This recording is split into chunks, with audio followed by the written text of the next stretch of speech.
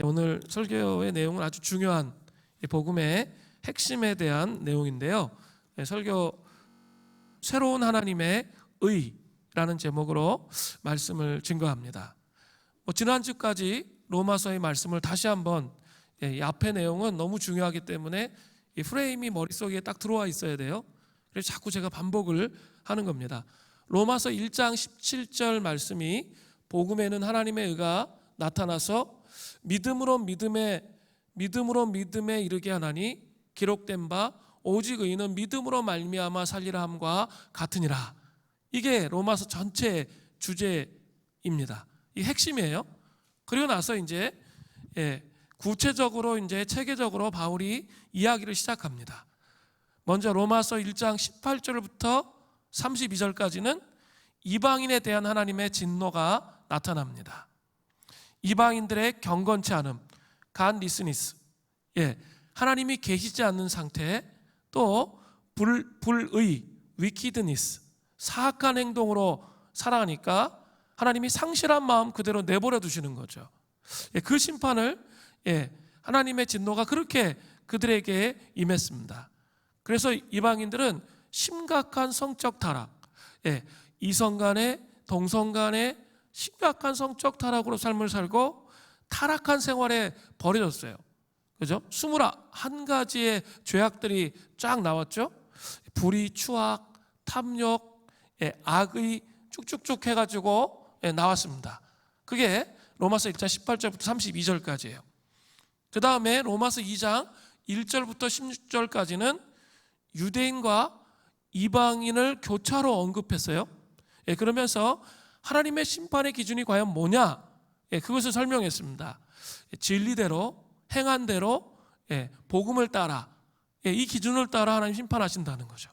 그리고 이제 로마서 2장 17절부터 3장 8절까지, 3장 1절부터 8절은 안 했는데 3장 8절까지 유대인의 특권과 정죄가 잘 나타나 있죠. 유대인의 특권은 뭐였죠? 율법과 할례였습니다. 그런데 그들은 다른 사람을 가르치지만 정작 자신은 가르치지 않았죠. 그래서 도둑질하지 말라는 선포를 하면서 자신들이 도둑질해. 그리고 간음하지 말라는 선포를 하면서 자신들이 간음하는 그런 율법을 범하는 그런 삶을 살았습니다. 또 형식적인 할례, 그것을 가지고 아브라함의 계보에 있는 약속의 자손임을 엄청 자랑했습니다. 그러나 할례는 어떻게 한다고요? 마음에 행해야 되는 것이다. 사도 바울이 그렇게 언급을 합니다. 자, 이렇게 쭉 3장 8절까지 내용이 딱 나오고 이제 사도 바울이 유대인과 이방인들에 대해서 최종적으로 정리를 딱 해요. 그게 로마서 3장 9절부터 12절이에요. 이렇게 돼 있죠. 그러면 어떠하냐? 우리는 나으냐? 결코 아니라. 유대인이나 헬라인이나 다 죄 아래 있다고 우리가 이미 선언하였느니라. 기록된 바 의인은 없나니 하나도 없으며 깨닫는 자도 없고 하나님을 찾는 자도 없고 다 치우쳐 함께 무익하게 되고 선을 행하는 자도 없나니 하나도 없다는 거죠. 의인이 없다는 거예요. 다 모든 사람은 죄 아래 있다는 거예요. 그렇게 선포를 했습니다. 그리고 나서 다시 또 한번 로마서 3장 13절부터 18절까지 모든 인간들의 죄악을 집중적으로 다루고 있어요. 그러면서 이제 오늘 본문이 시작되는 거예요. 파스칼은 이렇게 말했습니다. 나는 이 세 가지 단어를 신용하지 않습니다. 나는 의인이나 위인이나 성자가 존재한다는 것을 믿지 않습니다. 이 땅에는 오직 한 가지 종류의 사람들만 존재합니다. 그들은 죄인입니다. 슈바이처 여러분 잘 아시죠? 아프리카의 성자로 불리웁니다. 전기 위인전에 보면 꼭 나오는 사람이죠. 그러나 여러분 그 슈바이처에 대해서 이런 사실을 여러분 알고 계세요? 원주민과 끊임없는 불화와 갈등을 겪었고 자기가 치료하는 환자들에게 매우 냉정하고 또 사람들을 무시하는 삶을 살았다는 또 평가가 있다는 거 여러분 아세요? 또 제 문제점은 예수님의 신성을 부인하고 성경의 권위를 격하시킨 사람이라는 사실을 여러분 알고 있습니까? 슈바이처의 다른 면모예요. 성경의 선언은 너무나도 분명합니다. 의인은 없나니 하나도 없으며 하나님을 찾는 자도 없습니다. 성경은 하나도 예외 없이 모두가 다 죄 아래 있다, 이렇게 분명하게 선언합니다. 오늘 본문은 이러한 절망에 놓인 인간에게 놀라운 하나님의 새로운 의가 나타났다고 선포하는 거예요. 그 새로운 의를 살펴보는 귀한 시간이 되기를 간절히 바랍니다. 자, 먼저 이제 이런 선포가 끝나고 나서 사도 바울은 다시 한번 마지막으로 한 가지 말하는 게 있어요. 그게 율법의 기능입니다. 우리는 그 절망에 놓인 인간을 생각할 때 한 가지 질문이 떠오를 수 있습니다. 그러면 왜 하나님은 우리에게 율법을 주셨을까? 그것은 율법의 기능이 있기 때문이라는 거예요. 로마서 3장 19절부터 20절이 그 율법의 기능을 말하고 있는 거예요. 우리가 알거니와 물은 율법이 말하는 바는 율법 아래 있는 자들에게 말하는 것이니 이는 모든 입을 막고 온 세상으로 하나님의 심판 아래 있게 하려 함이라. 그러므로 율법의 행위로 그의 앞에 의롭다 하심을 얻을 육체가 없나니 율법으로는 죄를 깨달음이니라. 자, 율법을 지키는 행위로는 하나님 앞에 의롭다 할 육체가 없다고 선언하고 있어요. 뭐 이런 거죠. 내가 주일 예배 빠지지 않고 참석하고 새벽기도 30년 동안 빠지지 않고 참석하고 금요 심야 기도에 빠지지 않고 참석하고 내가 성경 매일 10장씩 읽으니까 하나님께서 나를 구원하시겠지, 이런 생각은 어린 반푼어치도 없다는 거예요. 그 생각은 잘못된 생각이라는 거죠. 우리 아버지와 어머니가 나를 위해서 매일 기도하시니까 내가 구원받겠지, 그건 좀 말도 안 되는 생각이라는 거예요. 내가 30년 40년 넘게 교회 다녔기 때문에 하나님께서 나를 구원하시겠지, 이것은 턱도 없는 그런 생각이라고 말하고 있는 거예요. 이러한 생각들은 하나님 앞에서 이 거룩하신 율법 앞에 서본 경험이 없는 거예요. 이 거룩하신 율법 앞에 서면 어때요? 뼛속 깊이 자기가 죄인임을 깨달아요. 지금 앞부분에 쭉 계속 나왔던 게 내용이 뭐예요? 인간에게 가능성이 없다라는 것, 자기를 구원해낼 수 있는 가능성이 없다라는 것을 계속 말하잖아요. 그죠? 그 율법 앞에 정직하게 서본 경험이 없는 사람이에요. 그렇다면 율법을 주신 이유가 도대체 무엇입니까? 야고보서 1장을 보면 잘 나타나요. 야고보 사도는 율법을 가리켜 거울과 같다고 말합니다. 사랑하는 성도 여러분, 오늘 아침에 거울을 좀 보셨어요? 거울을 보신 소감이 어떠합니까? 야, 볼수록 너 잘생겼다, 이렇게 나르시즘에 빠져서 거울을 보는 사람은 거의 없습니다. 그죠? 간밤에 막 헝클어진 머리, 그리고 뭐 이렇게 침 흘리면서 자가지고 침을 흐른 거, 그 다음에 어젯밤에 라면 먹어가지고 얼굴이 막 퉁퉁 부른 거, 뭐 이런 것들을 보는 거죠. 사람들은 그 거울을 보는 순간 자신의 수치를 발견합니다. 그러나 거울을 보지 않으면 사람들은 아주 담대할 수 있습니다. 그죠? 자기가 괜찮은 사람으로 알고 막 활보할 수 있는 거죠. 이미 막 머리가 산발라신데 막 그냥 그러고 걸어 다니는 거죠. 그래도 모르는 거예요. 그러나 거울 앞에 선 사람은 그렇게 할 수가 없는 거죠. 자신의 수치를 알기 때문이에요. 우리 앞에 있는 거울들은 외부적인 모습만 보여주지만 그 거울이 만약에 우리 마음속의 깊은 곳에 있는 내재적 동기와 의식의 깊은 곳까지 보여주는 거울이라면 우리가 무엇을 느낄까요? 내 생각과 욕망, 찌꺼기 같은 내 속에 있는 더러움에 대한 생각들까지 적나라하게 보여주는 거울이라면 우리는 과연 무엇을 느낄까요? 바로 율법이라는 것은 이런 거울 앞에 서는 것과 마찬가지입니다. 우리들이 철저히 죄인이라는 사실을 깨닫게 되는 거죠. 하나님의 말씀을 볼 때 우리는 철저히 죄인이라는 사실을 깨닫게 되는 겁니다. 율법의 기능은 율법이라는 거울 앞에서 죄를 깨닫게 되어서 우리가 하나님의 진노를 피할 수 없게 되었다는 사실을 알게 되는 거죠.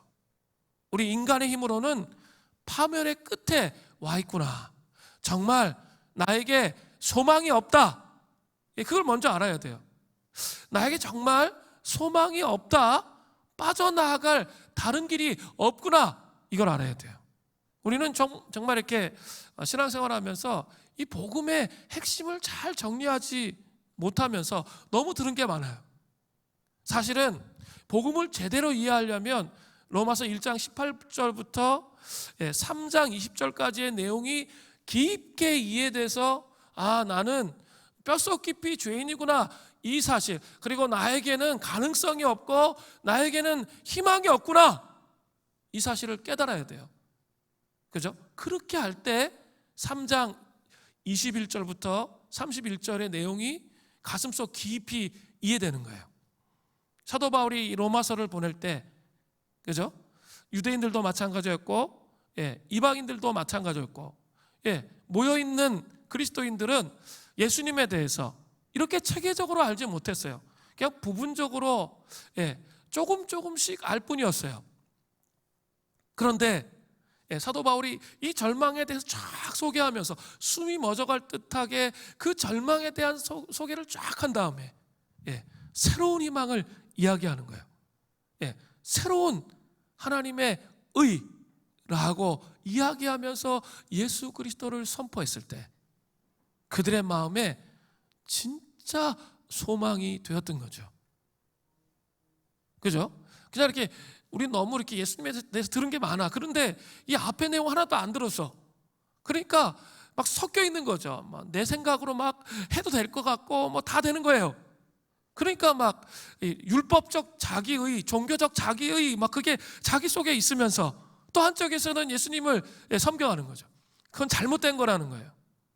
복음은 분명히 인간의 절망, 그리고 우리에게는 소망이 없음, 이것을 먼저 선포한다는 거죠. 그리고 이제 감격적으로 사도 바울이 전개가는 거예요. 가장 강한 톤으로 이 21절부터 31절은 사실은 나눠야 돼요. 또 감격에 젖어서 나눠야 되는 그런 본문이에요. 로마서 3장 21절부터 22절을 보세요.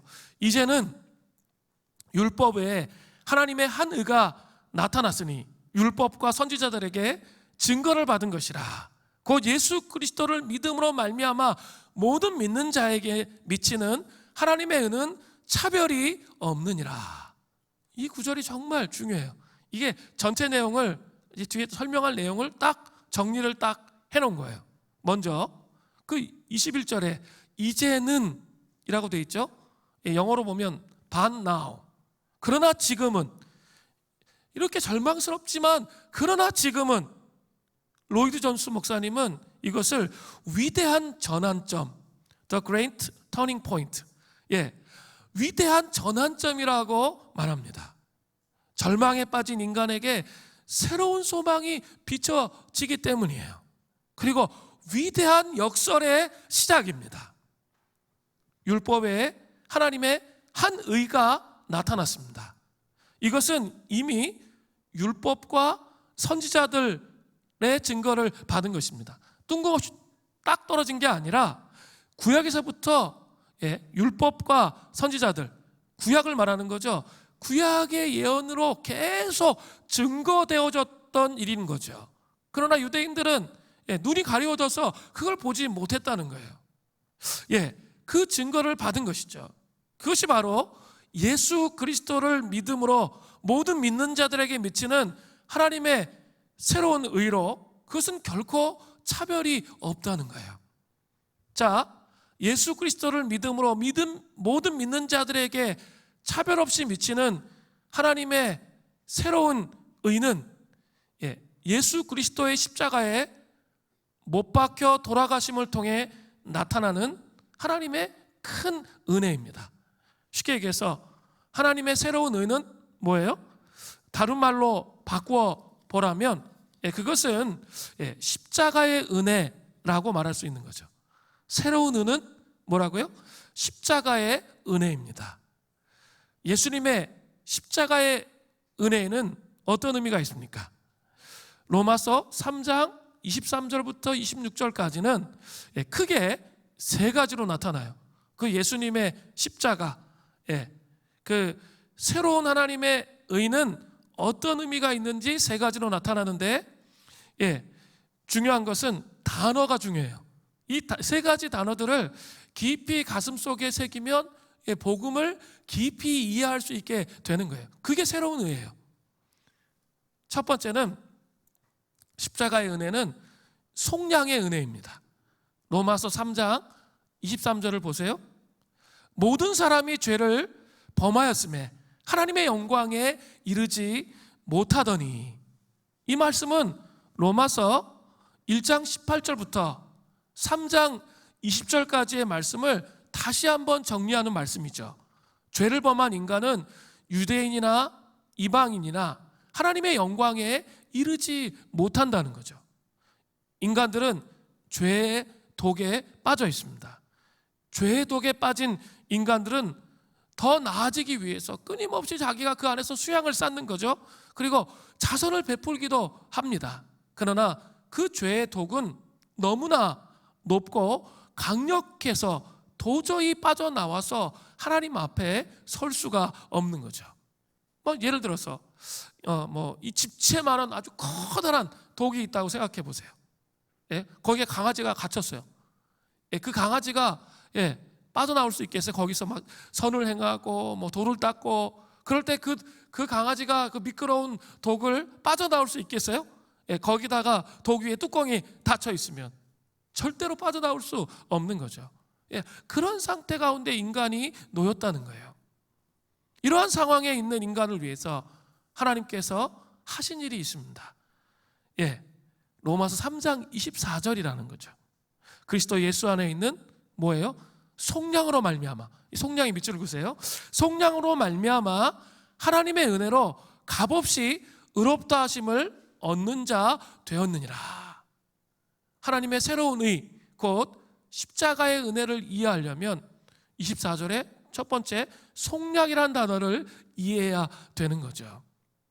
속량이라는 것은 헬라어로 아폴루티로시스라고 합니다. 이것은 값을 주고 산다는 의미가 있어요. 값을 주고 사다. 노예 매매에서 사용된 단어예요. 그리고 노예로 팔려간 사람은 평생 노예 생활을 해야 했는데 누군가 그 값을 대신 지불해 주어서 자유하게 되어지는 것을 말하는 거예요. 이것은 죄인이었던 우리의 몸값을 지불하고 우리를 자유케 하신 하나님의 의, 십자가의 은혜를 잘 설명하고 있는 겁니다. 예수님은 당신의 아들 예수 그리스도를 이 땅에 보내셨습니다. 신학적인 용어로 성육신이라고 하죠. 사람의 몸을 입고 사람으로 이 땅에 오셨다는 거죠. 예수님은 완전하셔서 모든 율법을 지키시고 죄가 없으신 그런 분이셨습니다. 그러므로 예수님은 죄에 삭힌 사망을 지불하실 이유가 없으셨습니다. 그런데 하나님은 우리 대신 그분을 십자가에 못 박아 죽이셨습니다. 이것이 곧 우리를 위해서 값을 지불한 사건입니다. 우리가 죽어야 하는데 그 아들이 대신 죽음으로써 우리 대신 죄값을 지불했다는 거예요. 그래서 예수님은 운명하실 때 다 이루었다라고 십자가상에서 이 말씀을 남기셨습니다. 이 말씀은 헬라어로 테텔레스타이라고 말하는데요. 이것은 다 지불했다라는 의미입니다. 이게 바로 뭘까요? 속량의 의미예요. 자, 이해되셨죠? 이러한 예수 그리스도의 속량을 믿는 자는 값없이, 어떤 값을 치르는 게 아니잖아요. 값없이 의롭다 하심을 얻었어요. 값어치가 없다는 뜻하고 다르죠. 값이 없다는 것은 값어치가 없다는 것하고 달라요.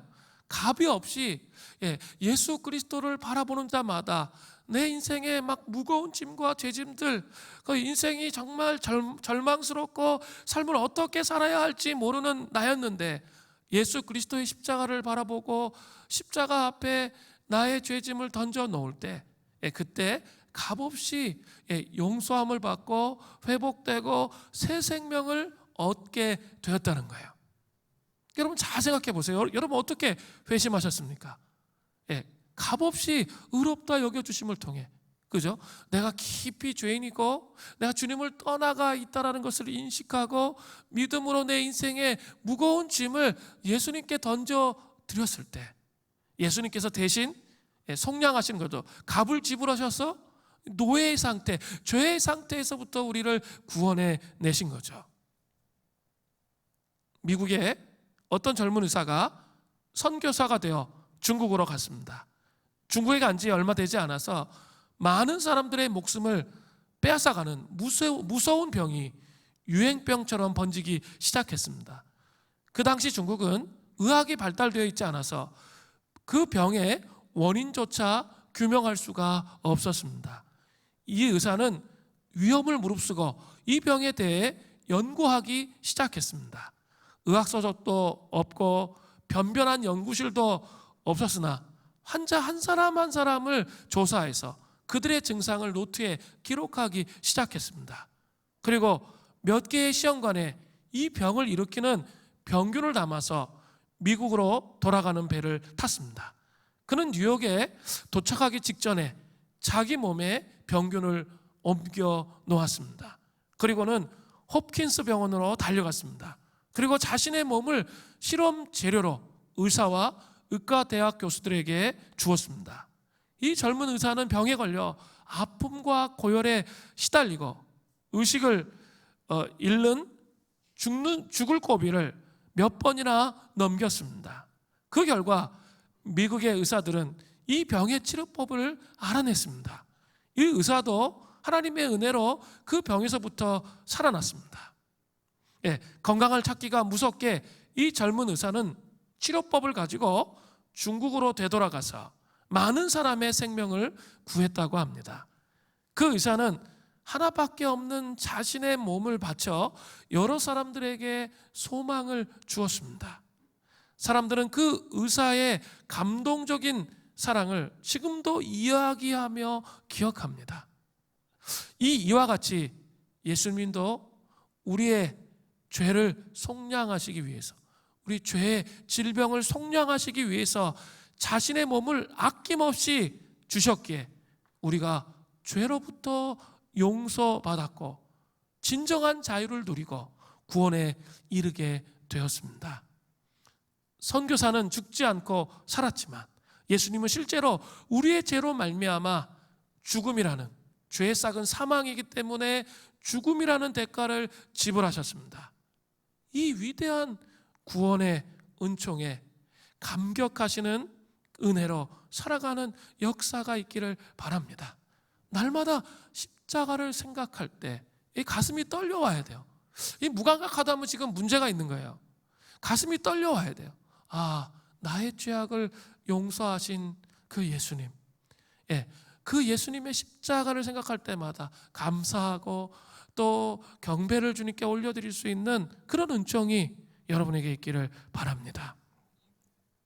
자, 이게 속량의 은혜입니다. 자, 두 번째는 자, 더 나가야 되는데 하나님의 새로운 의, 즉 십자가의 은혜 두 번째는 화목제물의 은혜입니다. 로마서 3장 25절을 보세요.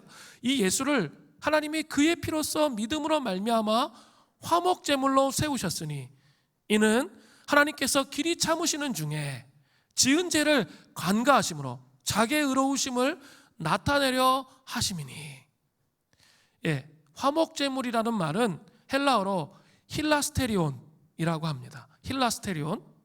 하나님의 진노를 거두시게 하는 제사의 제물을 말하는 거예요. 하나님의 진노를 거두시게 하는 제사의 제물이 화목제물이에요. 지금 정신을 잘 차리셔야 돼요. 지금 졸아버리시면 여태까지 3장 앞부분 한 게 다 의미가 없어져요. 오늘이 정말 중요한 날인데, 그래서 오늘 꼭 유튜브로 또 보셔야 돼요. 그래야 우리 애들한테 얘기해 줄 수 있죠. 복음이 뭔지 모르는데 어떻게 얘기할 수 있겠어요. 정말 먼저 복음의 핵심이 뭔지를 정확하게 이해하고 여러분이 좀 나눌 수 있어야 돼요. 다른 사람들에게 나눌 수 있어야 돼요. 제가 속량 얘기했고요. 지금 화목제물 얘기하는 거예요.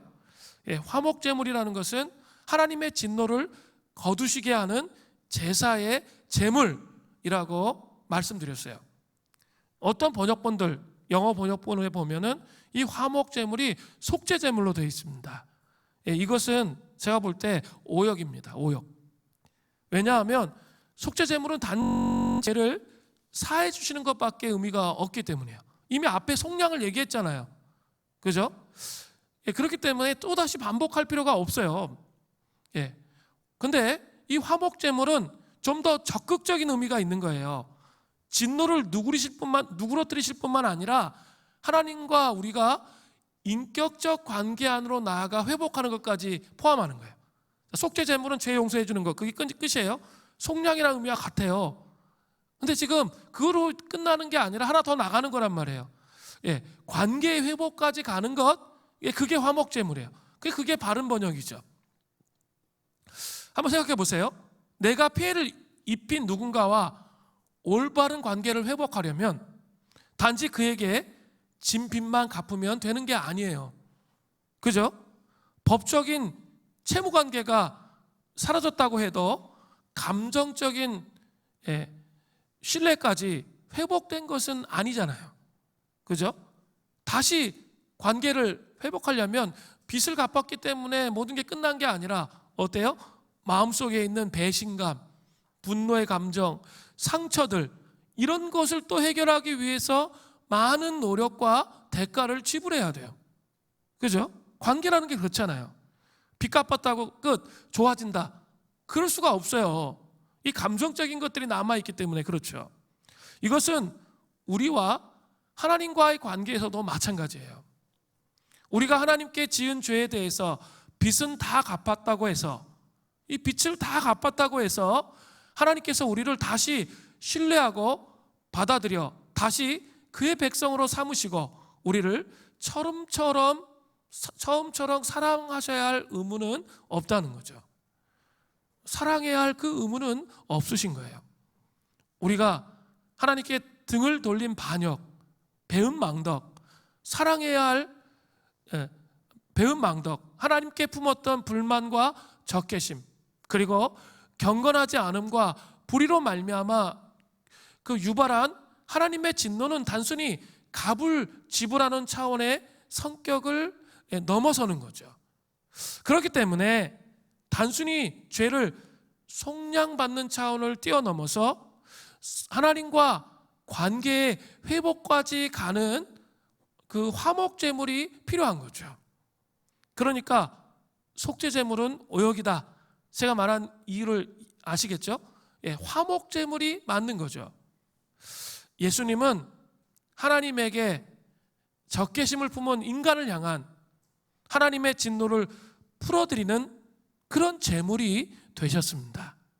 예수 그리스도의 피로 말미암아 하나님과 우리 사이의 적대감과 진도가 사라지고 그 피로 말미암아 인간은 하나님과 화목을 누리고 화평하게 되었습니다.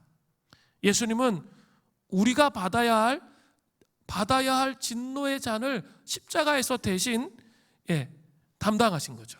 우리가 받아야 할 저주를 대신 예수님이 십자가에서 담당하신 거죠. 그리고 우리가 하나님과 우리 사이에 화목이 임하도록 그렇게 하시는 제물이 되셨다는 거죠. 그래서 어떻게 됐습니까? 풍성한 교제의 문이 열리는 거죠. 속량만 갖고 부족해요. 화목 제물이 있어야 교제의 문이 열리는 거예요. 예수님을 믿으면 적대 관계가 끝나는 것으로 끝나는 게 아니에요. 죄 용서받았어. 그리고 아무 관계가 없어. 그건 예수님을 제대로 이해하지 못한 거예요. 그죠? 예. 구원받고 그냥 내 맘대로 살아도 돼요? 구원파처럼? 아니에요. 예. 분명히 아니에요. 그죠? 그게 아니에요. 신앙생활은. 예. 끝나는 게 아니라 하나님과 엄청나게 깊은 사랑의 관계 안으로 들어가는 것. 예수 그리스도 화목제물이신 예수님으로 말미암아 더 깊은 사랑의 관계 안으로 들어간다는 거죠. 어느 정도로 하나님을 사랑하는가 하면 하나님을 친아버지로 느끼는 거죠. 그죠? 하나님을 뭐라고요? 친아버지로 느낍니다. 그것은 예수님과 똑같은 성령이 우리 마음에 오셔서 하나님을 진짜 나의 아버지로 신뢰하고 사랑하게 만드시기 때문이에요. 성령님이 계시는 거죠. 예수의 영이신 성령님이 우리 안에 내주하시잖아요. 그러면 그죠? 그 예수의 영이시잖아요. 예. 그분이 아버지를 정말 친아버지로 친밀한 관계 안에 있으셨잖아요. 그렇기 때문에 그 예수님을 따른 거, 예수의 그리스도의 보혈로 속량받고 예, 화목제물이 되신 예수 그리스도를 믿는 그들은 예, 친밀한 아버지와의 관계 안으로 들어갈 수 있도록 허락해 주셨다는 거예요. 어떤 사람은 고난 가운데 하나님의 은혜를 체험하게 되었는데 얼마나 하나님의 사랑이 마음속에 부어졌는지 사흘 동안 내내 한 것이 기도하고 찬송하는데 이거밖에 안 나와. 하나님 아버지 사랑합니다. 하나님 아버지 사랑합니다. 그러면서 그 마음에 막 너무 감동이 되는 거예요. 여러분 이런 경험 해보신 적 있어요? 이게 뭐예요? 화목제물의 의미예요. 예수가 화목제물이 되셨다는 의미예요. 더 깊은 친밀함 가운데 안으로 들어갈 수가 있다는 거예요. 여러분은 그냥 구원받고 끝 이러시면 안 돼요. 할 게 너무 많아. 구원받고 끝이 아니에요. 예, 구원받는 것이 시작되었지만 그 다음의 것들이 있어야죠. 화목제물로 돌아가셨으니까 친밀한 아버지를 누리며 경험하면서 그분과 교제하는 그런 삶을 살도록 부르심을 입었다는 사실을 여러분 기억하셔야 되는 거예요. 세 번째로 또 있습니다. 우리의 의가 되시는 은혜예요. 자, 하나님의 새로운 의, 즉 십자가의 은혜 세 번째는 우리의 의가 되시는 은혜인데 로마서 3장 26절을 보세요. 곧 이때 자기의 의로우심을 나타내사 자기도 의로우시며 또한 예수 믿는 자를 의롭다 하려 하심이라. 자, 이 부분에 대한 해석은 내가 얻은 황홀한 구원이라는 오카노 목사님 책이 있어요. 제가 이 부분을 좀 해석하기 위해서 막 고민하다가 책을 봤는데 그 책 내용을 좀 인용해서 설명해 드리면 쉽게 좀 이해할 수 있을 것 같아서 제가 말씀을 드립니다. 예수 믿는 자를 의롭다 하심은 예수의 의를 우리에게 돌려주셨다는 뜻이라는 거예요. 자, 예수 믿는 자를 의롭다 하셨다는 뜻은 예수의 의를 그냥 화목제물, 속량 그것으로 끝나는 게 아니라 예수의 의를 우리에게 돌려주셨다는 뜻이라는 거예요. 그렇다면 어떻게 해서 예수의 의가 우리의 것이 될 수 있을까요? 예수님은 이 세상에 오셔서 두 가지 일을 하셨어요. 하나는 우리를 대신해서 율법에 완전히 순종하셨어요. 또 다른 하나는 우리가 율법을 범해서 받아야 할 형벌을 십자가에서 대신 받으셨습니다. 예수님은 완전하신 하나님이세요. 예수님 자신으로는 율법을 지킬 의무가 전혀 없는 그런 분이죠. 그럼에도 불구하고 그는 우리를 대신해서 율법이 요구하는 것을 다 충족시키신 다음 마치 우리가 한 것처럼 자기의 의를 우리의 것으로 돌려주셨습니다. 이게 중요해요. 자기의 의를 우리의 것으로 돌려주셨습니다. 이것은 우리가 예수님이 입혀주시는 의의 옷을 입는 것과 같다고 할 수 있어요. 예수님이 입혀주시는 뭘 입었다고요? 예, 의의 옷을 입은 거예요. 그죠? 우리의 능력과 우리 힘이 아니라 예수님이 다 감당하셨기 때문에 그 의의 옷을, 의롭다함을 여김을 받는 의의 옷을 입은 거예요. 자, 그리고 하나님은 예수님의 의를 우리의 의로 받으셨어요. 옷 입고 끝나는 게 아니라 하나님이 그것을 받으셨다는 거죠. 이것을 일컬어 의롭다함을 받는다라고 말하는 거죠. 칭의, 의롭다, 칭함을 받는 것. 예, 개신교 교리의 핵심 뭐죠? 이신칭의, 오직 믿음으로 말미암아 구원을 받는다. 예, 이런 뜻이에요. 이것은 법정에서 볼 수 있는 판사의 판결과 매우 흡사합니다. 판사가 무죄를 선고합니다. 예, 그렇게 선포하면 피고에게 비록 미심쩍은 구석이 있다 할지라도 혐의가 없는 자로 인정돼서 어떻죠? 풀려나게 됩니다. 마찬가지로 우리는 율법을 지키지 못한 죄인임에도 불구하고 예수님의 의로 말미암아 하나님 앞에서 의인으로 인정받는 거죠. 그러니까 내가 예수 그리스도의 의로 네가 예수 그리스도의 의로 옷 입혀져서 너는 자유다. 하나님이 이렇게 선포하신다는 거죠. 다른 게 아니에요. 내가 율법을 지켰고 지키지 않고 이런 거의 문제가 아니라 예수 그리스도의 의로 내가 옷 입혀져서 하나님이 너는 자유다 선포하신다는 거죠. 이것은 내 감정으로 느껴지건 안 느껴지건 상관이 없어요. 이미 선포된 거예요. 그리고 자유예요. 그것을 취하면 돼요. 믿음으로 취하면 내게 되는 거예요. 예수님이 속량 화목제물이 되셨다는 것, 그리고 그래서 내가 의로 옷 입게 되었다는 것, 그래서 나는 자유라는 것을 믿음으로 취하면 구원에 이르는 거예요. 간단해요. 복음의 핵심은 아주 간단해요. 속량 화목제물, 예수님의 옷으로 옷 입는 것, 예수님의 의로 옷 입는 것, 이 세 가지예요. 그게 복음이에요. 이것이 얼마나 큰 은혜예요? 나의 노력이나 행위가 필요 없어요.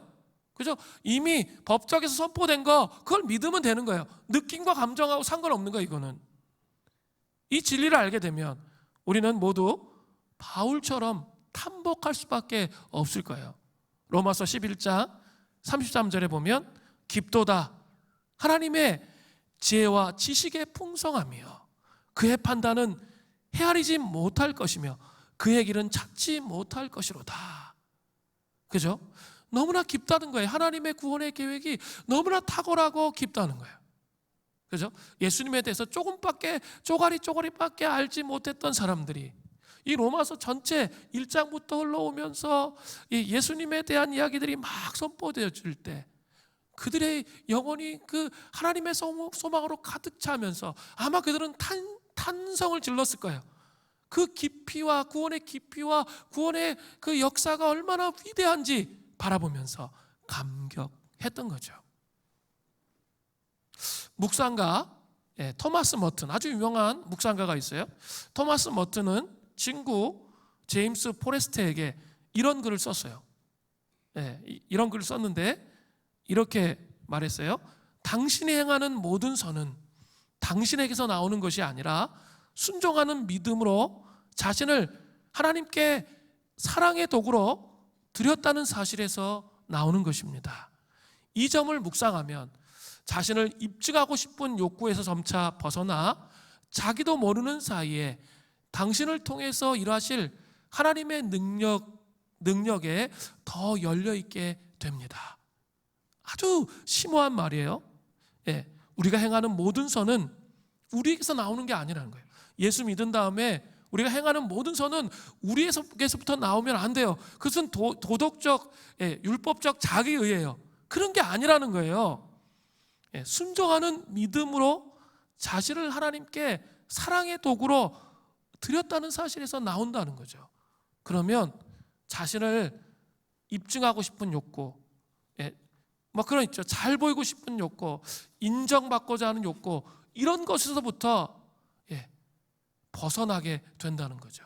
그리고 그때야 비로소 하나님의 능력으로 덧입혀짐을 통해 삶을 살아가게 된다는 거예요. 제가 이렇게 젊은 청년들을 데리고 가족치유, 마음치유 여기 거의 많이 하셨죠? 하다 보면 이 가정의 이제 가족치유, 마음치유는 이제 가정의 문제들을 다루거든요. 원가족의 문제들, 이런 것들을 다루다 보면 정말 많은 사람들이 왜곡된 생각을 가지고 삶을 시작하는 경우들이 너무 많아요. 그냥 세상의 메시지, 뭐 예수 믿는 가정이라 할지라도 세상의 메시지로 속아서 있죠. 시작하는 경우가 너무 많아요. 뭐 성공이란 메시지, 그죠? 내가 좀 실수하면 안 돼. 실수하면 안 돼. 그냥 성공을 위해서, 이 세상을 성공을 위해서 살아가야 할 것처럼 끊임없이 던져지는 메시지. 또 부모의 사랑을 찾기 위해서, 인정받기 위해서, 거기에 맞춰주기 위해서 자기의 가치를 막 증명하려고 하는 메시지, 이런 게 얼마나 많은지 모르겠어요. 그런 것들로 가득 차 있는 사람이 예수 그리스도를 이제 믿는단 말이에요. 그리고 하루아침에 그 메시지들이 자기 영혼 존재의 중심에 있는 메시지가 변화될까요? 변화되지 않습니다. 서서히 예수 그리스도로 말미암아 이 예수 그리스도로 말미암아 변화되는 거예요. 계속 하나님의 말씀을 읽으면서 자기를 좀 가지고 씨름하면서 존재 자체로 나의 삶이 존재 자체로 용납받았고, 그 하나님의 인정, 어차피 나는 죄인이고 타락하였고 나에게는 소망이 없고 이런 메시지에 속아 살 수밖에 없었던 그런 사람이었는데, 하나님께서 나를 구원해 주셨고 나를 건져 주셨기 때문에 내가 이 메시지로부터 빠져나올 수 있다는 사실을 알고 이 죄와 씨름하기 시작할 때 그 메시지들이, 그 마음속에 있는 메시지들이 서서히 사라지기 시작해요. 그리고 성경의 메시지, 성경이 갖고 있는, 성경이 말하는 그 메시지가 우리의 심령 안에 채워지기 시작한다는 거예요. 그죠? 사랑의 도구로 믿음으로 하나님 앞에 우리를 드렸을 때 하나님이 이 죽을 수밖에 없는 죄인이었던 나를 건져 주셨다는 것을 이해하기 시작할 때, 그것을 존재 깊이 이해하기 시작할 때, 그때 성화의 과정 속에서 또다시 깊이 예수 그리스도로 덧입혀진 그로 살아가는 삶이 무엇인지를 알게 되는 거죠. 그렇게 되면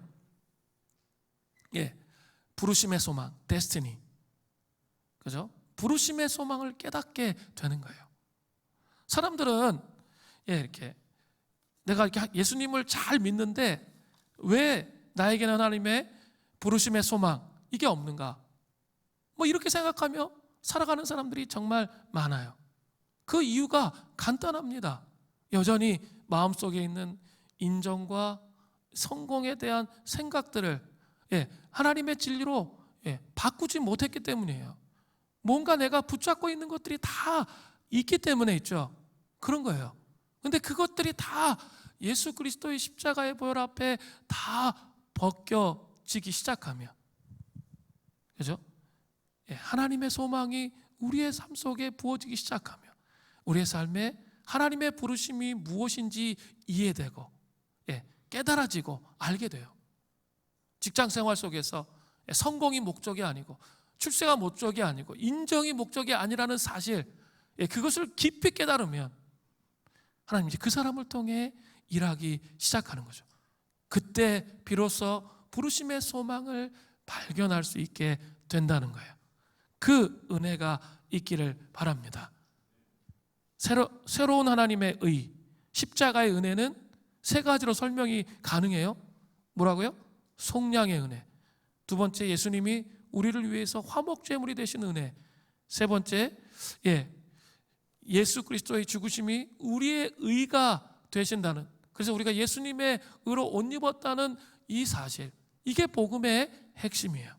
이 세 가지를 붙드시는 그런 은혜가 있기를 간절히 바랍니다. 자, 이제 사도 바울은 유대인들 앞에서 다시 한번 하나님의 새로운 은혜를 변호합니다. 로마 3장 1절부터 8절은 율법에 대한 것을 사도 바울이 변호해요. 그리고 이제 로마서 3장 27절부터 31절은 이 마지막은 새로운 의, 하나님의 새로운 의를 변호하는 거예요. 유대인들에게 세 가지예요. 첫 번째는 하나님의 새로운 의는 자랑할 수 없다는 거예요. 로마서 3장 27절부터 28절을 보세요. 그런즉 자랑할 때가 어디 있느냐? 있을 수가 없느니라. 무슨 법으로냐? 행위로냐? 아니라 오직 믿음의 법으로니라. 그러므로 사람이 의롭다 하심을 얻는 것은 율법의 행위에 있지 않고 믿음으로 되는 줄 우리가 인정하노라. 하나님의 새로운 의는 유대인들처럼 그렇게 행위를 자랑하고 윽쓱댈 것이 없다라고 말합니다. 유대인들은 경건과 봉사와 그들의 삶 전체를 자랑했습니다.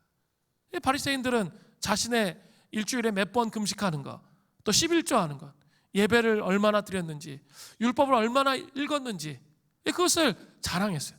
그리고 그렇지 못한 저 창녀, 한 번도 보지 못한 저 창녀, 그리고 세리들, 그런 사람들을 아주 그냥 저주하면서 증오의 눈빛으로 바라보았습니다. 그러나 새로운 하나님의 은은 자랑할 것이 우리에게 있지 않다는 거예요. 오직 믿음의 법으로 살아가는 것이기 때문에 그렇다는 거예요. 성경 백독했어요. 그래서 막 영안이 열리겠죠. 그러면 좋겠죠. 그런데 그것을 막 이제 자랑하는 거죠. 성경을 너무 많이 읽었기 때문에 내가 하나님과 관계가 특별해졌다. 그렇게 말한다면 지금 사도 바울이 말하는 것과 통하는 거예요. 우리가 자랑할 것이 없어요. 우리 뼛속 깊이 죄인이었기 때문에 스스로의 힘으로 있죠. 이렇게 하나님 앞에 나갈 수 없는 그런 사람들이었어요. 그렇기 때문에 자랑할 것이 없는데 자랑하고 있다면 그건 뭐예요? 율법적 자기의에 빠진 거죠. 그죠?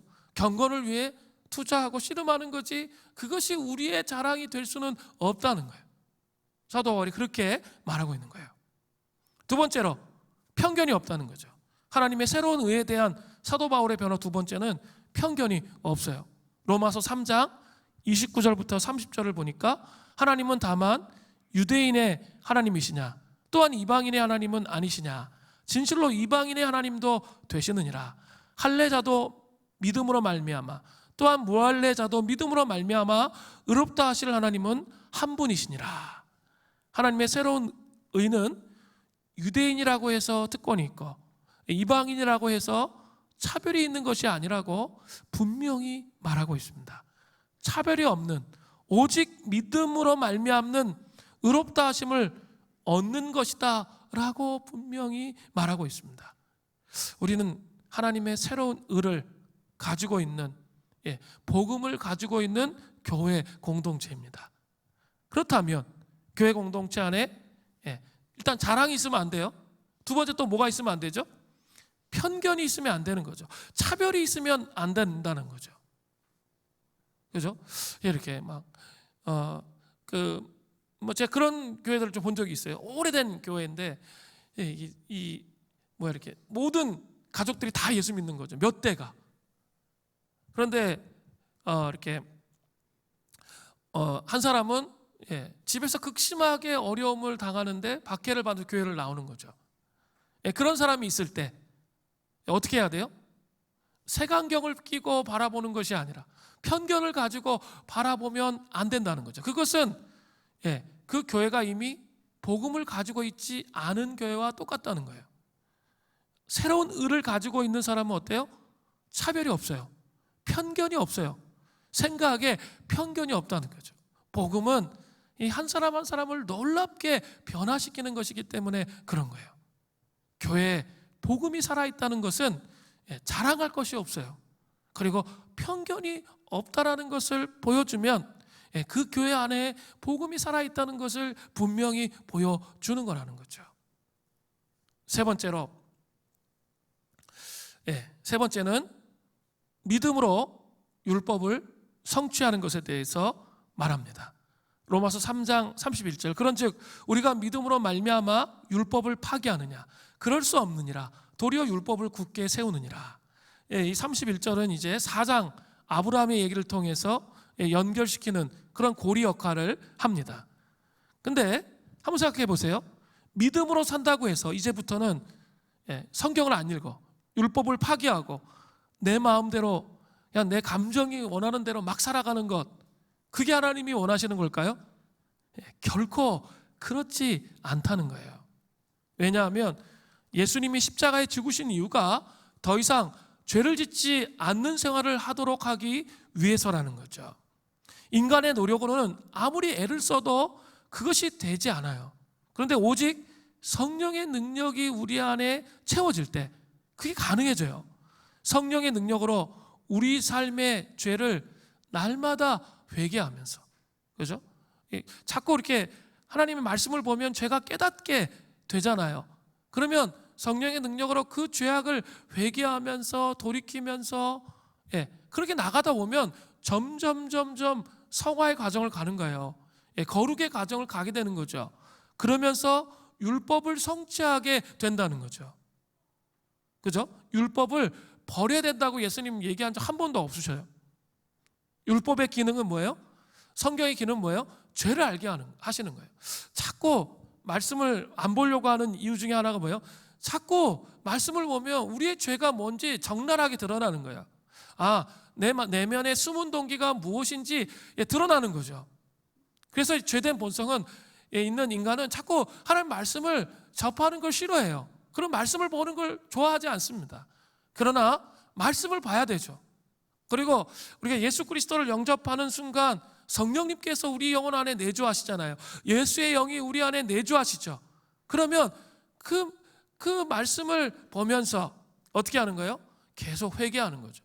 하나님, 정결하지 못한 삶을 살았습니다. 또 제가 이런 숨은 동기가 있었습니다. 날마다 자꾸 회개하기 시작하면 점점 그 성령의 능력이 우리 안에 충만해지면서 어떻게 해요? 삶으로 행동이 변화되고 거룩의 능력으로 삶을 살아갈 수 있도록 이끄신다는 거죠. 이게 바로 새로운 하나님의 의라는 거예요. 이게 뭡니까? 칭의의 과정에만 머물러 있는 게 아니라 성화의 과정으로 가는 구원에 이르는 길이에요. 그죠? 그러니까 율법이 뭐예요? 필요한 거죠. 율법을 어떻게 해야 되는 거죠? 성취해야 되는 거죠. 근데 내 노력과 내 힘으로 성취하는 것이 아니라는 거예요. 그러니까 성경 읽은 것이 나의 의가 될 수 없다고 제가 말씀드렸잖아요. 내가 기도 많이 하는 게 자기의 의가 될 수 없다 말씀을 드렸어요. 그것이 아니라 끊임없이 회개를 통해 우리의 성품이 변화되는 거예요. 그리고 성령님께서 또 그 삶을 살아갈 수 있도록 하나님의 말씀에 순복하고 순종할 수 있도록 자꾸 도움을 주세요. 그죠? 자꾸 도움을 주셔서 그 순복과 순종의 삶을 통해 우리의 삶이 변화되어서 신의 성품에 참여한 자, 예수님을 닮은 자가 될 수 있도록 그렇게 하신다는 거죠. 이게 새로운 하나님의 의예요. 유대인들은 이 의를 몰랐어요. 이방인들도 이 새로운 의, 새로운 체계의 복음에 대해서 몰랐습니다. 사도 바울은 이제 우리가 이 복음으로 살아야 할 것을 말하는 거예요. 그냥 이렇게 그냥 예수 믿고 영접하고 복음의 감격으로 정말 은혜다, 나는 죄인이었지, 그래 내가 용서받았지, 과거의 향수 속에 사는 것이 아니라 뭐예요? 날마다 이 삶을 살아내야 되는 거예요. 그래야 뭐예요? 관계가 있는 거예요, 하나님과. 그래서 복음의 은혜 안에 사는 새로운 하나님의 의로 사는 그런 삶이 되는 거예요. 그 은혜가 우리에게 있기를 바랍니다. 오늘 중요한 걸 말씀을 드렸어요. 율법의 기능 말씀드렸고, 죄를 깨닫게 하는 거죠. 그리고 하나님의 새로운 의는 십자가에 나타난다고 그랬죠. 속량의 의, 화목제물, 그리고 예수의 우리의 의가 되시는 은혜, 예수의 의로 덧입는 것, 예수의 의로 옷 입는 것, 제가 말씀드렸어요. 그리고 그것은 우리에게서 난 게 아니에요. 자랑할 수가 없어요. 그리고 편견을 가지면 안 돼요. 그리고 믿음으로 율법을 어떻게 해요? 성취해 나가야 되는 거죠. 말씀을 끊임없이 묵상하면서 예수님의 성품을 담는 자, 끊임없는 회개를 통해서 성화의 여정을 통해 신의 성품에 참여한 자 되도록 그렇게 부르심을 입은 것입니다. 이것들을 기억하시면서 살아가시는 은혜가 있기를 간절히 바랍니다. 우리 같이 한번 찬양하고 기도하겠습니다. 예수님 그의 희생 기억할 때